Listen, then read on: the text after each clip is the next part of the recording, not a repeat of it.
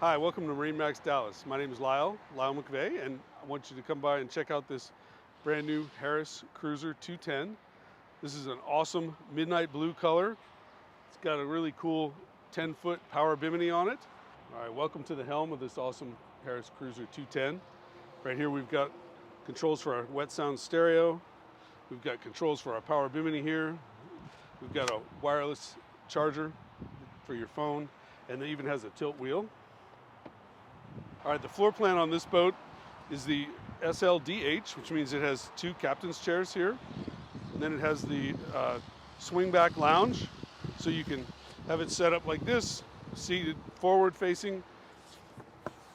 You can set it up to recline facing rearward.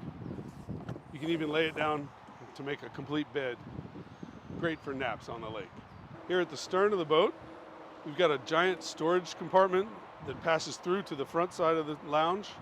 On this side, it's got a great built-in cooler that drains overboard.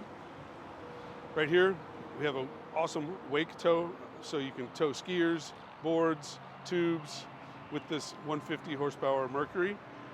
And then there, pièce de résistance is the Lillipad ladder. Makes it real easy to get on board.